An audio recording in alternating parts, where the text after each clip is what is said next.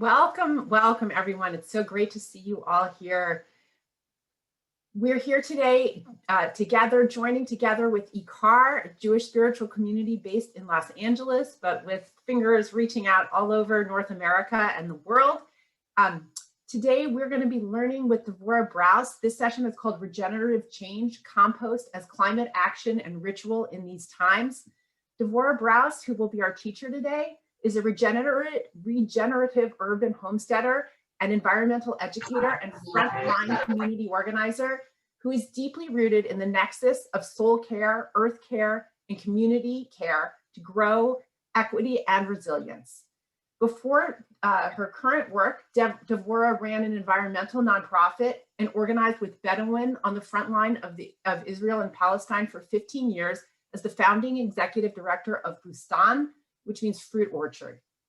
Now Devorah runs her own organization called From Soil to Soul, and you can check that out at fromsoiltosoul.com. So welcome, and thank you for joining us. And now it's our great honor to invite Devorah Brous to come and teach us about spirituality and composting and what we can be learning this year for Tu B'Shvat. So thank you, Dev. Thank you so much for being here. I feel really grateful for the gift of being able to join on this first day of the Bold Jewish Climate Fest, and just to locate us as we're waxing towards the full moon of Shvat and we're celebrating the sap rising in the trees. This is a really special time for us to be gathering. So Batya Levine was the music that we brought in this moment with, rise like the sap in the trees. And so from that place, I would begin with a land acknowledgement. And I would begin by saying that I live on the unceded ancestral territories of the Tongva people, otherwise known as Los Angeles. But every single day, I feel grateful for the chance to continue their legacy of sacred stewardship. And what I want to do is kind of share with you a little window into where I was and sort of where I am now when I started this journey of connecting back to the land. When I was younger, I was such an idealist that I didn't know very much about the idea of like reaching for the low-hanging fruit.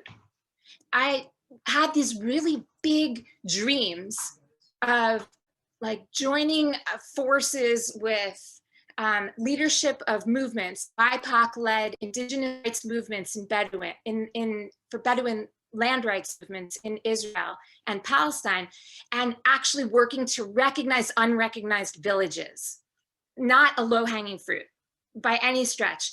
And so that sort of set me up for learning a lot about activism. And what we're going to talk about tonight is what happens when activists get burned out. What happens when all of us today, after 4 years of what we've just been through, get burnt out, and what we can do to come back into ourselves, into our bodies, into our organizing movements, and how the principles of the cycle have inspired me to learn and to create a cycle of change that we'll be able to see in this TEDx talk. So my hope is that as we kind of kick off a couple of days of intense learning in this online festival, that there's a shift that can grow and deepen within us. And from this place, that we can breathe in with stillness and with expansiveness and just root down with a really, really tangible tool so that we can regenerate ourselves, so that we have the energy and we have the effort to stay in the battle for climate justice for the long haul, as organizers, as activists, as people who may just be exhausted from all this COVID. And so this is my hope, that we act as change makers with the tools of our tradition. And here's my plan.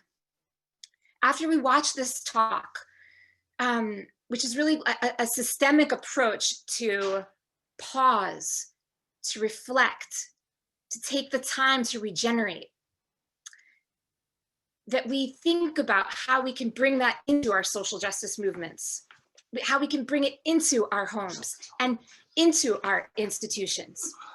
We'll have a chance to chat a little bit, and then we're just going to dive into the basics of composting so that you have yet another tool in your tool chest to release and to decolonize and to decompose whatever it is that doesn't.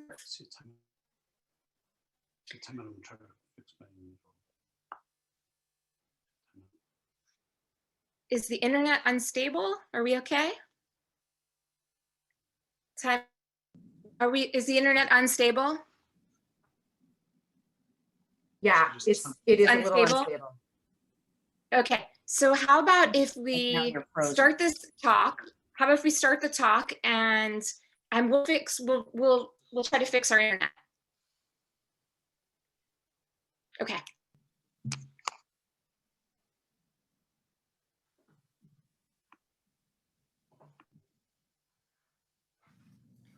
Let's talk about burnout. Today, change makers are experiencing burnout on every street corner and in every sector. Angry, tired, and stretched really thin on too many intractable fronts, the tactics are fight fire with fire and conquer, combat, and control without taking time to nourish, tend, and imagine a way out of scarcity. Burnout strip mines us of our most precious resource, energy. It's harming our bodies, and it's crushing our spirits, and it's stagnating our movements for change. How do we replenish before our energy reserves are depleted? What if we could get quiet long enough to hear the wisdom calling to us from the earth? Here's my story. Bright-eyed and driven as a college activist at 18, I plunged into the frenetic currency of the fight, inspired to speak truth to power about systemic injustices. By the time I slogged to 28, I'd finished researching the politics of tree planting to control land, and I'd had my eyes pried wide open. I launched a nonprofit and dedicated my life to fighting for environmental justice and Indigenous land rights. I brought fuel and ferocity to my work. One of our flagship projects was green building of a solar-powered medical clinic in a region where 150,000 Bedouin are denied access to water and electricity. Our activists were eager to learn strategies for off-grid living and drylands farming. And so this intersectional campaign brought very fruitful synergies. By 38, after 2 decades on the front lines, war zone, I barreled straight into the clenched teeth of burnout. My health was on the brink. I lost contact with that sacred nexus where energy and will and passion thrive. I had to force quit to reboot. In contrast, over the last 10 years, I've grown resilience through urban homesteading in deep relationship with soul and earth and community. The land has taught me to rise from a deeper wellspring, rooted, vigorous, and ready to organize more impactfully.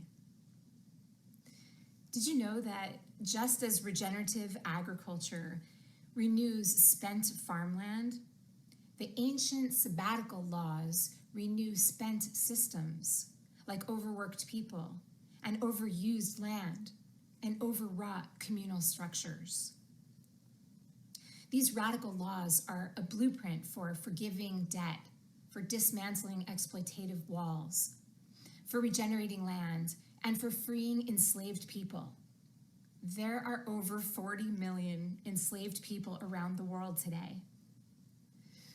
I'm part of a groundswell of communities revitalizing the intersectional and transcendent sabbatical jubilee vision, believing that it can restore equity and justice to broken systems. Building on all of this, I crafted a 4-stage regenerative change cycle that can be applied to any project in any sector, weekly, seasonally, or within 7-year cycles, as the sabbatical laws would suggest. Here's why. Our planet's engine is overheating, and so are too many of us. My framework is designed to ground and align us to better impact change without burnout. Here's how it works. Fallow, sow, tend, and harvest. Stage 1, fallow. Let the land rest. Breathe. Become still to revitalize. For some, COVID started off this way, but quickly people packed their days, bleary, just to avoid the stillness in the face of such unknowns. Rest is an age-old way to replenish your soil, to pull a blanket of compost and mulch over a bed of eroded soil and allow time to work its magic, to release and reset, to grieve and mourn, to pause and reflect. Do this long enough to change a habit or determine the root cause of a problem. Long enough to determine which ossified structures need to crumble and which inclusive, nimble, and proactive systems need to flourish. The earth wisdom of fallow: breathe to restore energy in darkness, and listen to silence to reimagine. Stage 2, sow into fertile ground.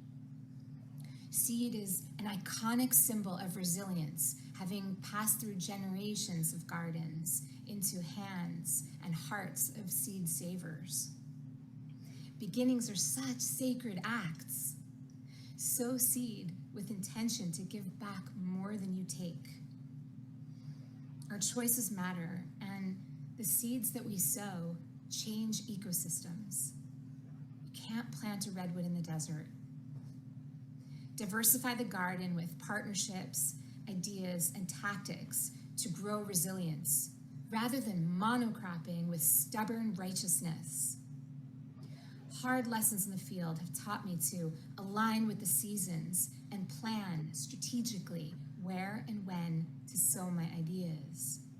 I've learned to allow enough time in the calendar for a process to unfold, instead of needing it to happen all right now. The earth wisdom of sow: slow down, be strategic, and plan how your seeds will grow resilience to feed into tomorrow's landscape. Stage 3, tend. Nourish in the face of adversity. By now, seeds sown need to be protected. Tending is arduous, yet essential. There comes a time in every garden season and in every project's lifeline when predators threaten to overtake or sap your energy and decimate your efforts. Some people fight using pesticides, but the regenerative wisdom is: don't fight, feed.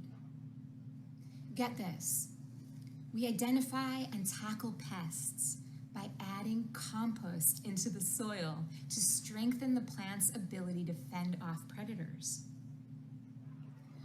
All too often, we move between a staccato rhythm of too many time-bound actions, squeezing too many meetings in between too many tight deadlines. And this landscape is reactive and cannibalistic. As change makers, we have to slow down and hold each other accountable to a higher standard that's rooted in community care.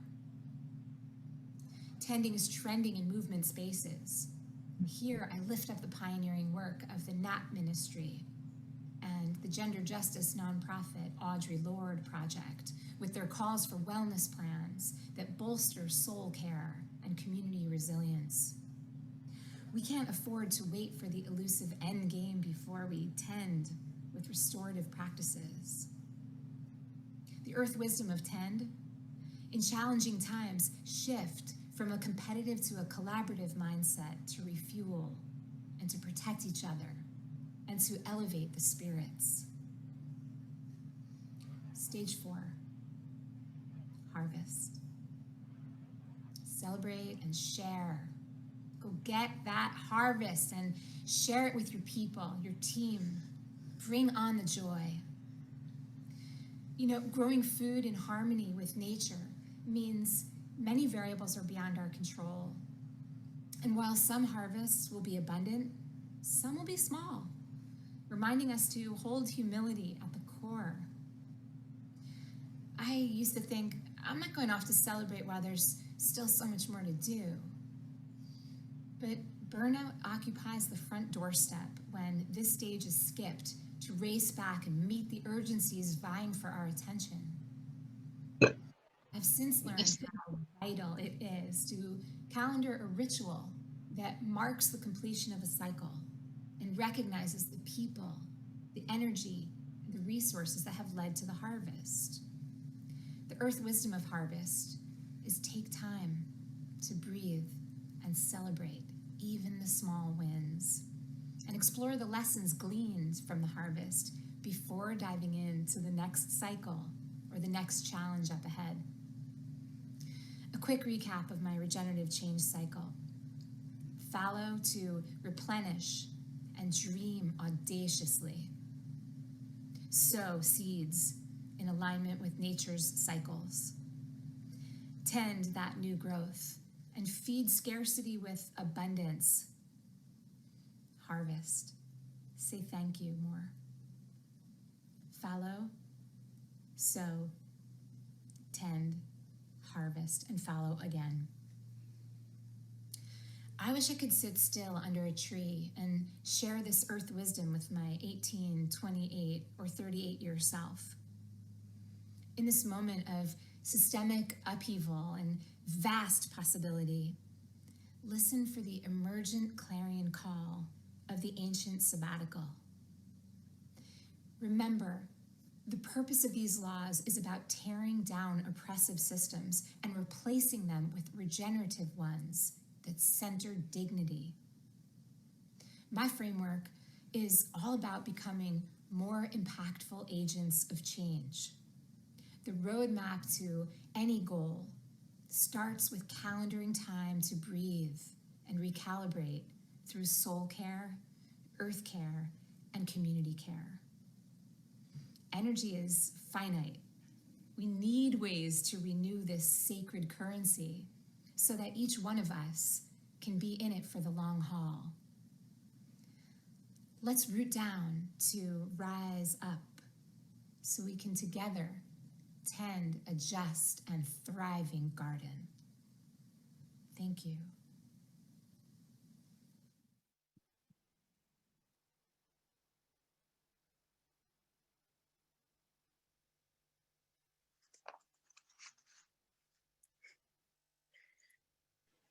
Well, there it is.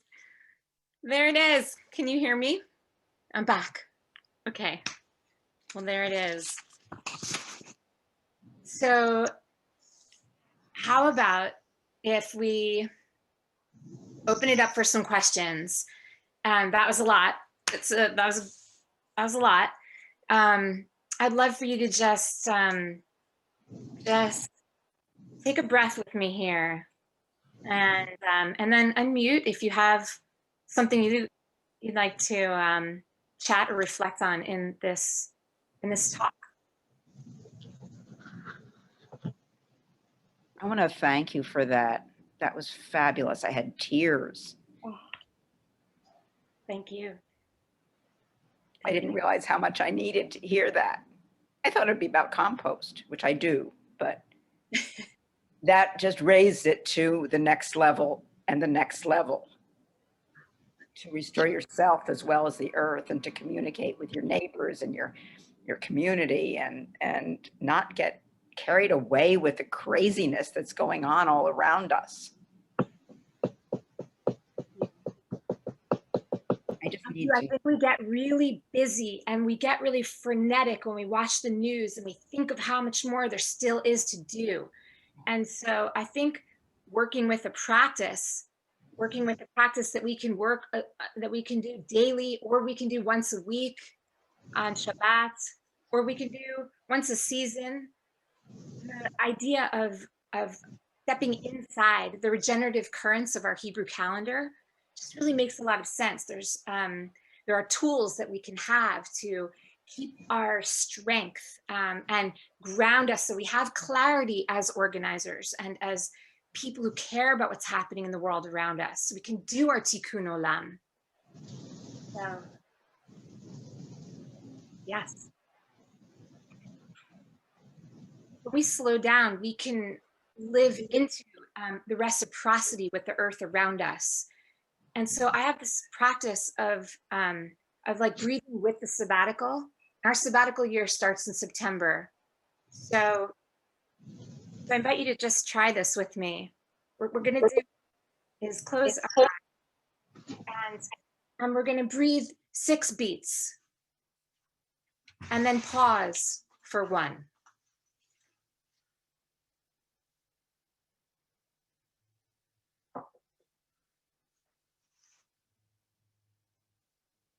And then exhale for 6 beats.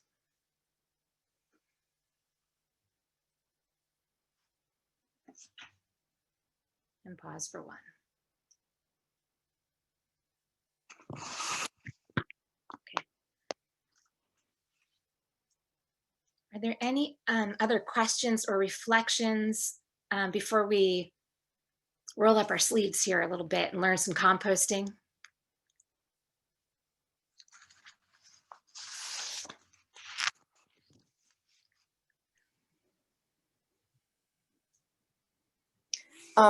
I had kind of a question. Can you hear me? Yes. Oh, okay. I've been interested in saving the planet, whatever you want to call it, since the 70s. And the way I was first introduced to it was through zero population growth, and then hearing about DDT. And I've done a lot of stuff and been involved with a lot of work that I've loved. My quick background, my parents are Holocaust survivors, and they tended to be what you'd call Orthodox in that day and age, which now is a whole new level. My brother has, I believe, 44 grandchildren. The way they believe God wants them to serve is to have many, many children. And you're in a unique position, I think, to give me some perspective on this, because you love the earth as much as I do. I've heard a figure somewhere between 2 and 3 billion is a good amount to have here. Who knows? And of course, who knows what the story really is? Can I invite you to pause there? Yeah, Okay. I was going to anyway. So, you know, I think some of these bigger questions around population growth and such are for another conversation. But what I can speak to very much right now is how to make it really tangible. Like, it's not possible to tell people in our communities not to have so many babies. That's not my job today. But what I can do that seems really tangible and realistic is I can teach you how to grow the number of microorganisms in your soil, right? And an interesting note that I think is a perfect segue from your question is that there are close to 9 billion people on the planet. And in healthy compost, a handful of healthy compost has close to 9 billion microorganisms in it. I mean, it's just astounding. And another thing is we have every reason to want to learn how to do this right. We're at home. It's a perfect laboratory to realize what's coming into our land, what's coming into our homes, and to actually take responsibility to steward that fully. It's on my property.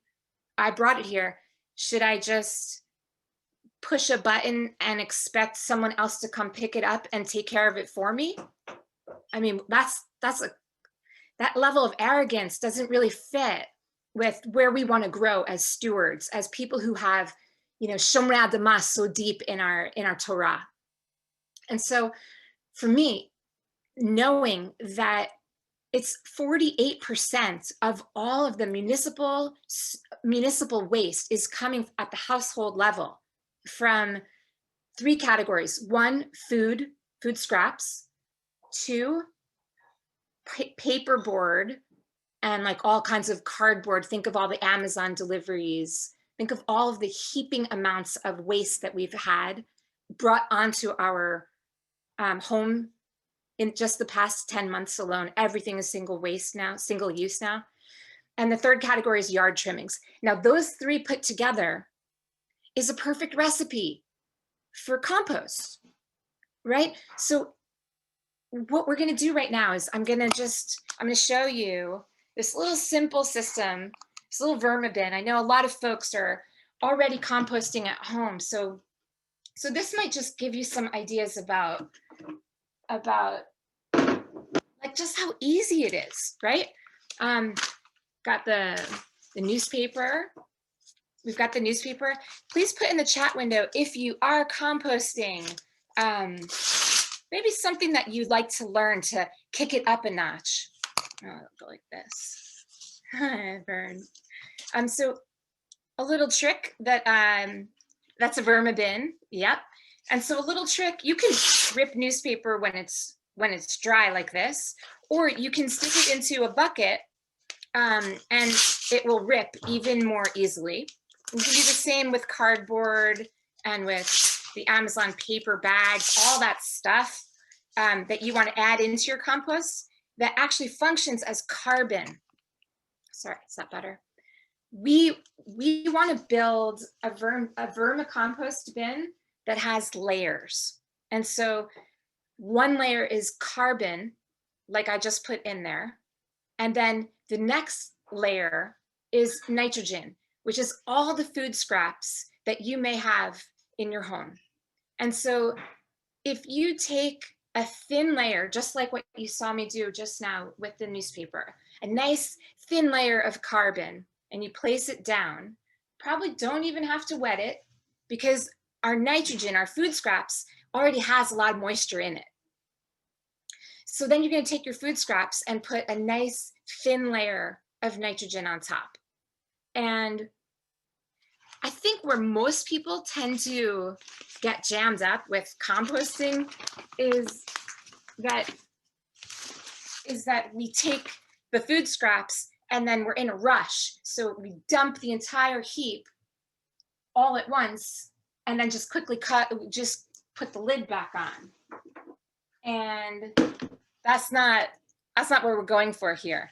What we want to try to do is thin layers, almost like lasagna. I think of this as like a really beautiful metaphor. Like you're building thin layers that have all different types of bacteria, all different types of microorganisms, and we want to feed. We want to create an ecosystem inside a box, right? And so that takes time to build. So let me see if we can hear some questions before I add the nitrogen layer. Devorah, can you see the questions in the chat? There are a few now. Do you want me to read them out loud? Yeah, would you mind reading them to me? Yeah, happy to. Okay, so here's a few questions. So there's a question here about the inks on newspaper. Some folks are saying most newspapers now use soy inks, but is it okay to put newspaper in your compost bin because of the inks? Yes, it is okay. Most of it is soy-based. It is okay to put newspaper in. It's also okay to put cardboard in. I don't like to use cardboard that has any print on it, and I definitely rip off the any kind of tape, any kind of plastic labeling. I take that off before putting it in, and you'll find that if you see something that's glossy, for example, I don't have anything here that's glossy, but I wouldn't want to use that because I mean, we're growing compost in order to create a probiotic that is nutrient rich so that when we apply it in our soils, we're able to grow healthier foods. We want to add mineral content and we want to add carbon back into our soils. And so you want good materials for that. Like you don't want to use glossy paper and that. All right, here's another. Diana's asking, I was recently told not to put citrus peels in with my worms. Do you know why not? Yeah, here's a beautiful thing about worms. Worms are a lot like our eyes. So worms are not going to like onions, and they're not going to like too much citrus. Worms, in my estimation, worms also, you don't have to really spoil them. Like they will become more hardy if we don't sort of indulge them too much. My friend Roseanne, she is the master vermicomposter, and she just adds heaps of food scraps and coffee grounds every other day. And those worms, I mean, she's got tens of thousands of worms churning through a very big tumbler. And she says, I'm always saying to her, like, you have the PhD in composting. And she's like, I do nothing. It's like the worms do all the work. I just cut up the pepper. And so, oh, beautiful. Okay, thanks. So here's a pepper. So I just want to say one more thing about that. Some people will say like they want to take all their compost, throw it in the Vitamix, churn it up, and then bring it into their compost bin. And I would say, what I'm very interested in is trying to replicate the patterns of nature and build an ecology that's based on slowing down to the rhythm of nature. And so what happens when you speed up by breaking down the cell walls of the things that you add into your bins is it will decompose more quickly. And then you'll have more compost that you could put into your garden. More is better in our culture. But I think there's also something to be said for just, taking what you have that's left over, assuming you're not going to take these seeds and sprout them, being that it is Tu B'Shvat. You can take the seeds from your pepper and plant them. But supposing you were not going to do that, this is part of your nitrogen layer. You are going to put a thin layer of food, and food that wouldn't disturb the worm's eyes, basically your eye. Okay, so a worm, these are worm bins. You can do a compost system like this that doesn't have worms in it, and it's very, very similar. But for the purposes of this kind of composting 101 conversation, it's okay to add a little bit of citrus. We just don't want to have a heaping amount of citrus. Like if you harvest oranges from your tree and squeeze down a big amount of orange juice, you don't want to take all those oranges and put them into this type of system, because that will create an imbalance. Okay, I'm going to get you to some more questions here. Let's see. So we've got one here. It says, I use a barrel that you turn every few days. How would I use your layer system with that? It's almost exactly the same way for the barrel. So the idea is, after you dump your scraps, like if you have a bin like this that you keep on your kitchen counter, right? After you dump your scraps in, remember to add carbon on top. I think, again, when people get too busy, they forget that piece of it. And so then it's just, it brings out the smells, and it does, when it's not covered over in a blanket, you can't compost as quickly. It needs to be carbon on both sides, the top and the bottom. The nitrogen is in the middle. Okay. So can I ask, here's another one. Yeah, I'm just, while you're reading the next one, I'm just going to show you. So I can break this up into smaller pieces, right? This is a little cutie that turned. I can break it up into smaller pieces and just put it right on the dry newspaper. And so as you're asking the next question, I'm just going to add a layer so you can be watching Right. that. Can you speak to, some people put food scraps into their yard waste bin. Can you talk a little bit about that kind of composting and whether that's works just as well? Yes, absolutely. I think that's a really great place to be if you don't have the time to work on your composting skills, because whatever you put in the green bin is going to, in many cities, be turned into a different type of, like in LA, we have a compost. It's turned into a compost. In some cities, it will later be, it's not necessarily a high quality compost that you want to use in your vegetable beds, but you can use that around your trees. It's still going to provide fruits, and it's still going to provide nutrition for your trees, So I think from my perspective, there's no excuse to say I'm not composting. Like, I just took my food scraps and threw them in the trash. That's like, we don't have time for that in the state of our planet today. So do that. Definitely put it in the green bin. And over the course of maybe this coming year, when the sabbatical year is starting in September of this year, maybe you can imagine making a commitment to really deepen the skills and learn how to compost. Or you can work with me. I teach classes on this, and I would be absolutely thrilled to kind of walk with you on this journey. So how long does it take to have usable soil if you're starting from scratch? And while you're answering that, let me add, where's a good place to get worms? Okay. So my favorite place to get worms is from Uncle Jim's Worm Farm. Very affordable. You can get Pennsylvania. Pennsylvania, Uncle Jim's Worm Farm. Yes. I love this farmer, and it would be ideal if you can find a place that's local. But basically you buy once off when you're starting out your bin, and then once the worms get warm and comfortable and you've created an ecosystem that is sufficient for them, they're going to start making babies, and they do so, and then they replicate their population, and you won't have to buy them again and again and again. So it's nice to start off with worms, see if you can source them in your local community first.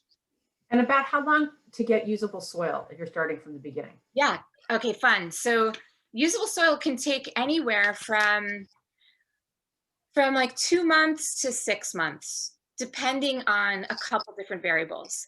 You want to keep your bin wet, but you want to keep your bin, like, I think we call it like this, the Goldilocks formula. It should be moist, but not wet. You don't want it dry. If it's dry, it's not going to decompose. If it's wet, it's gone anaerobic, and you don't want to use anaerobic compost to feed your plants, your trees, your vines, your grasses. So you want to keep it somewhere in the middle. And the same thing for the amount of food that you add into the bin.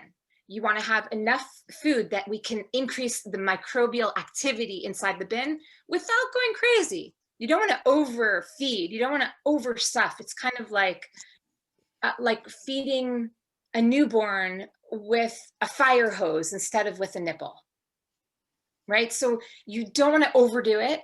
We want to like slowly build ecology here. And I think on that note, I also want to say that a lot of the ecology that's happening inside your worm bin, inside the soil food web that we're helping to grow, is not visible to the eye, but it will be, something that you can smell. So if your bin starts to smell a little off and you don't want it in your living room, then it's probably too wet. It doesn't mean you have to throw the whole thing out. It just means, okay, you're taking the temperature. You smelled something that doesn't smell right. So add some more carbon. So take another layer of carbon and just dry it up. You don't want it to be wet, because once it's wet, it's anaerobic. We're looking for aerobic processes. Each of these bins has holes underneath. Yeah. Yeah. Okay. And so the idea is to keep the airflow, so that the worms can be happy. The worms will burrow down. They'll bring food down through these little tunnels that they make into your bin, and then they'll come up to the surface of your bin and they'll poop. And those worm castings, a lot of farmers and gardeners call gold. Like, it's the best amendment you could possibly add to your garden. Okay, I'm going to combine some questions here. So can you talk about adding moldy fruit? Is that okay? And also there's a question about animal products. So can you put any of them in this kind of compost or other kinds of compost? Yeah, okay, so just for the sake of time, I'm just going to keep building it at the same time that I'm trying to address the questions. You can I'm sorry. Moldy fruit and animal products. Okay, so we don't want animal products inside the worm bin. There are many different types of composting, and one of the other types that I'm ridiculously passionate about is called bokashi. And that's for people that are eating a lot of meat, a lot of dairy, and that may also want to decompose like their cat litter, the other types of manures. So this type of worm composting, we're not going to add anything like that. The cats that are eating meat, the dogs are eating meat. We don't know what kind of antibiotics are in those meats. This is like this is a very pure form of compost. So we don't want to add that. I can't recall the first part of the question. Moldy fruit. Moldy fruit, absolutely. You saw that orange I had at the very beginning. Moldy fruit, yes. It's the perfect thing to do. The worms will eat your mold. They love the mold. They love the mold. Great. Can you talk a little bit about folks who live in colder climates than we do, and worm composting outside as a possibility in colder climates? Yes, I think for folks, and just kind of note what I'm doing right now, that thin layer, I'm adding the carbon on top of.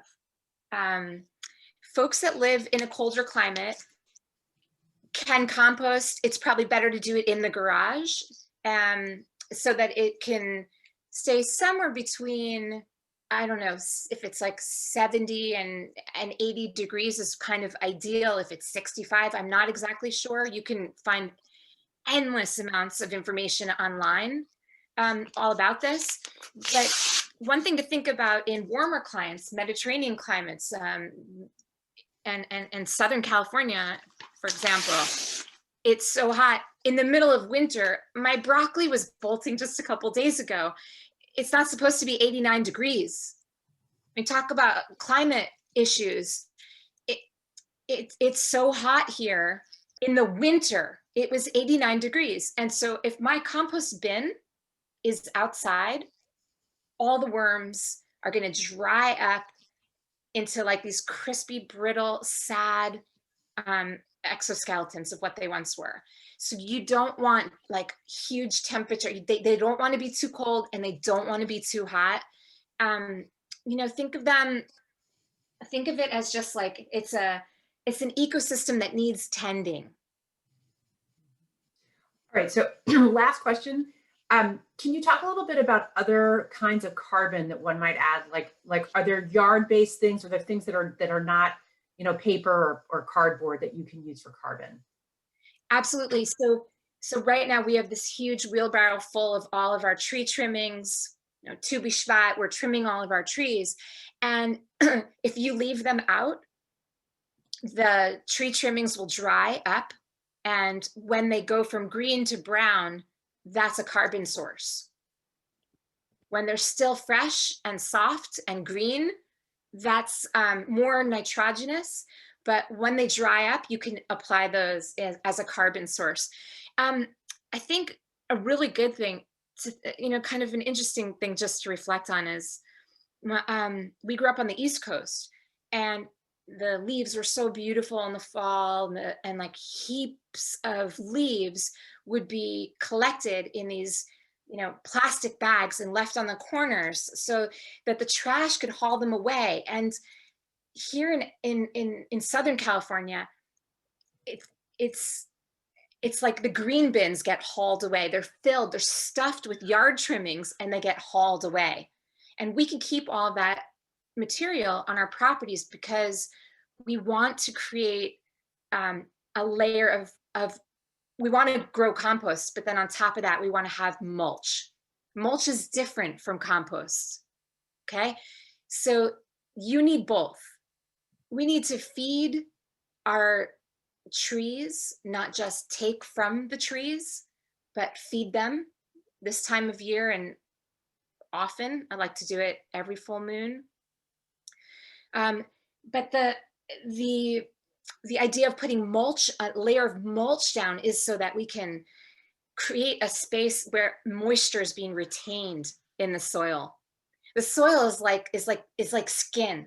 It's like my white Ashkenazi skin here in the sun is gonna burn, and when it does, when I have sunburns and skin damage, it's not great for me.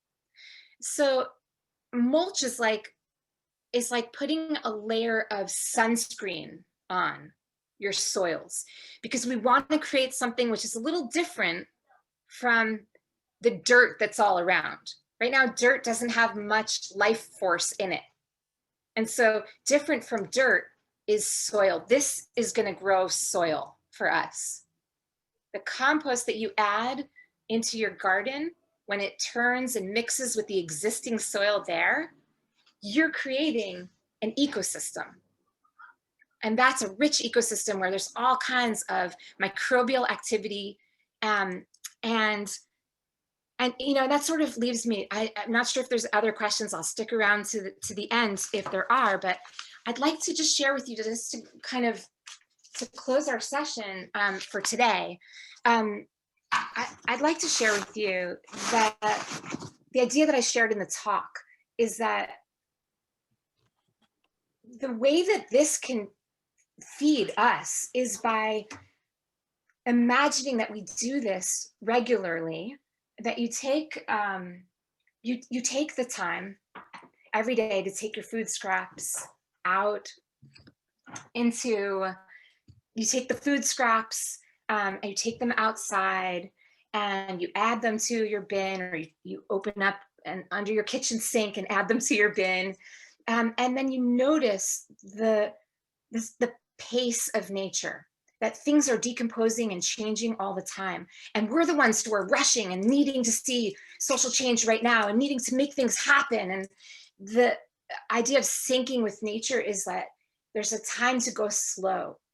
And the sabbatical year reminds us that that going slow is actually medicinal. It actually feeds our ability to be clear-minded and impactful and effective as organizers. Amen. We can't do it all the time going the way we have been for the past 4 years, right? So it's time. It's like this September, when this sabbatical year comes, it's this invitation to just slow down and allow ourselves to be in sync with the regenerative cycles of nature. And so for me, every day when I bring my compost into the pile, it's a practical and tangible and deeply spiritual way to release all the things that I don't want to carry anymore because they're leading me to burnout. All that stuff that's too heavy on my shoulders because I can't quite see the change yet. All that anxiety, I need to make it happen faster, that's weighing on me, I can release when I put the food scraps, like I can physically release it. And so what I want to do is, to close out our session, I want to invite you to kind of make this an active piece of it, either in the chat windows or you can unmute yourselves. But like in the framework of this being a transformative ritual, let's always remember that in nature, there's no such thing as waste. Everything is food for something else. And that my thought for us right now is, as you, I'm going to share a little blessing. And like for you also to imagine that that you're doing this in your own compost bin, and there's something that you want to add. Maybe an example like this. May we come together to transform death into life, right? This can't serve me anymore. And neither can, white supremacy or racist structures. They can't serve me. They can't serve our community anymore. And so working to decompose them is an active and physical and spiritual process that we can work with. So this is what I was thinking, is maybe each of us can say one thing on our way out of the Zoom room tonight that you want to decompose. Like, may we root out expressions of superiority and then releasing that. Superiority has so many different forms, right? So may we root that out of the ways in which we do intersectional organizing. And may we humble ourselves and learn from nature, not just be extractive and take what we want. Okay, so I'm thinking, if that sounds good to you, then I would really love you, if you need to go, thank you so much for being here. And if you'd like to share something in this community space that you want to root out and compost, this is, I think, a really great way to sort of kick off the climate summit, this climate fest, this release.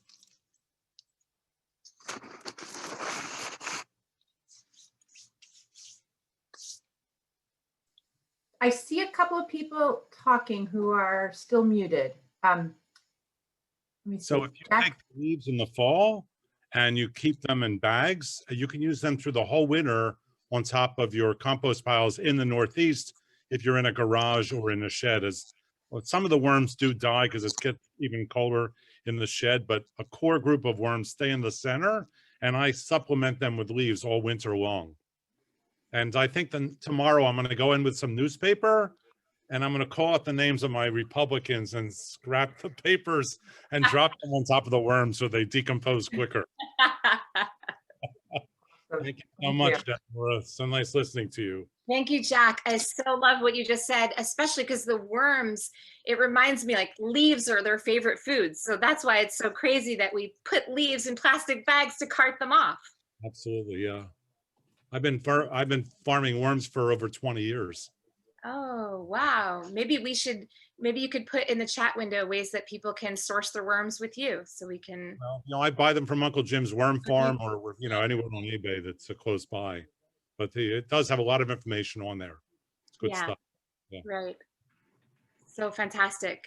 Release resentment. I see Julia has written. I love this. I love this. I was going to say the same thing, resentment. But I love what Jack said. I like this idea of writing it on paper, and rather than burning it up instantly, right? We all want instant gratification of feeding it to the worms and letting nature take its course, and then having them transform it into something useful. So thank you for everybody. Diana, that is so beautiful. It's alchemy. It's transforming, but it's taking responsibility. It's not just dumping the stuff you don't want to look at anymore. So it's alchemizing it into something which is food. Right. And actually the only way to get rid of resentment is to take responsibility. Amen. Amen. I think I'd like to thank you. And I came in late, so I'm sorry that I missed the beginning, but this is sweet. And I'm thinking about draining, literally draining out fear and raising possibility Ooh, and creativity. draining fear. Draining fear and raising creativity and possibility, which is what I think soil is. It's possibility, right? It's possibility for life. So beautiful. Yes, it's teeming with possibility, especially when it's like vital and there are all kinds of bugs in it. Sterile and inert, the way you buy it in the nursery. Yeah, I know. Right? I've been growing food for a long, long, long time. It's not like that. Very good. I see Myrtle has a hand up. You know, there's a whole kind of mixture of taking responsibility for what's in our homes, and everything has to be self-contained, and putting things out, throwing things away. I mean, there is no such place as away, but you know, putting out the names of the people we want to kind of get out of our lives and stuff like this. I mean, I just feel that I have to work on some of these sort of metaphors. And it's almost as if we could have a whole session on the metaphors of composting. This is a very unformed thought, but that's just what was going through my mind. Devorah, can I add something? Did you know that Charles Darwin spent a year studying worms? Yes. He studied how they pulled food into the ground, a whole year of his life, just studying worms. It's amazing. Yeah. Yes, in fact, he is one of my inspirations for going this deep into the study of the worms. And for anyone else who's like called to learn more about them, I'm teaching classes. You can find more on my website.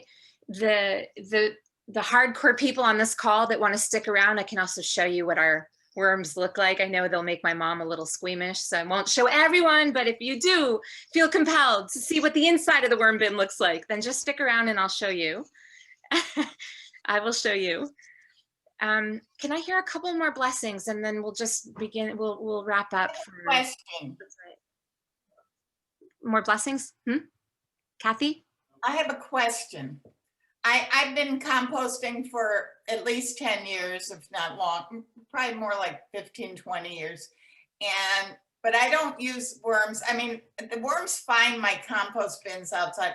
I do, you know, save my food scraps, and then a couple of times a week I throw them out there.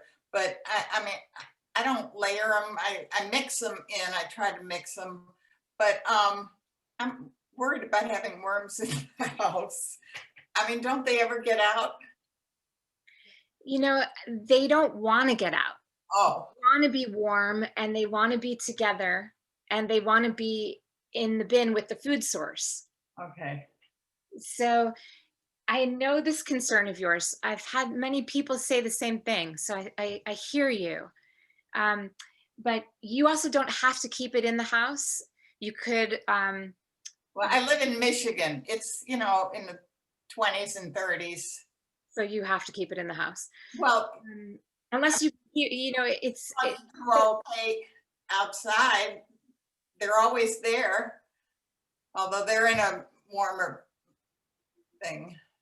I could tell you one sweet little fact, which might have you think twice about not wanting to keep them. Every worm has 5 hearts. One worm has 5 hearts. And they're so effective at churning and taking our waste and converting that into food, like into castings. They're so good at it that we don't need to use machinery to till and use heavy equipment to break apart soil. We can bring worms and they will do the heavy labor for us. Well, killing is bad anyway, so. Right. So I'm also a no-till farmer, and the worms they are our allies for all of this work. Right. So there's so much. There's a really beautiful book. I think it's called As the Earth. I'll put it in the follow-up email that I'll send to you about what goes in the worm bin and what doesn't, other types of compost, and a couple of links for videos that might help you on your journey. There's a beautiful book that's called As the Earth Moved. I think that's what it's called, something like that.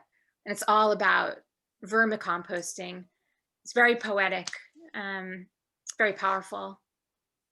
You know, my thought is that if this style of composting isn't for you, a tumbler might be a better fit, and getting a compost tumbler.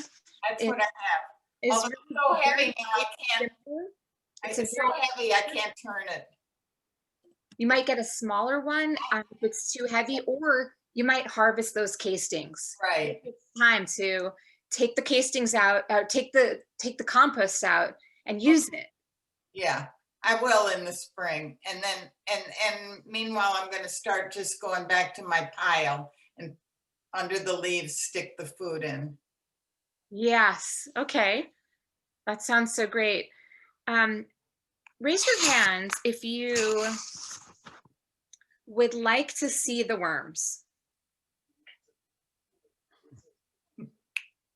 We're going to do this thing. If you would not like to see the worms, you can just turn off your screen, and maybe we'll put some music on in the background. Could we put on that Batya Levine song again, please, Zvi? And I'll just show you something beautiful. You can email me. You can find me at From Soil to Soul, and I can answer more questions that you have as they come up. I'm here to support you. I think this is such a tangible way of connecting with the earth, connecting with the cycles of nature. I'm going to show you my bin.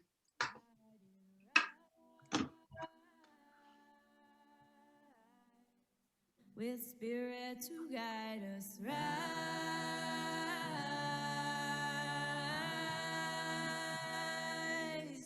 In hope, in prayer, we find ourselves here. In hope, in prayer, we're right here. In hope, in prayer, we find ourselves here. In hope, in prayer, we're right here, and we rise.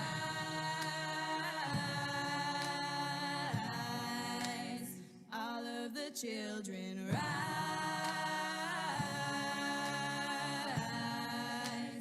Elders with wisdom rise. Ancestors surround us, rise.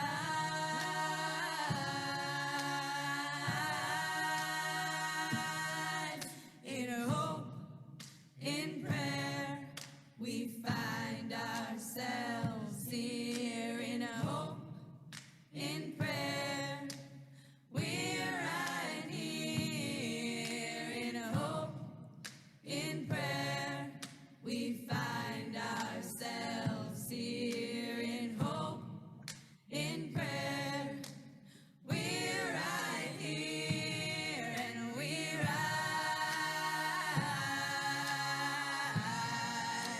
Up from the wreckage, rise.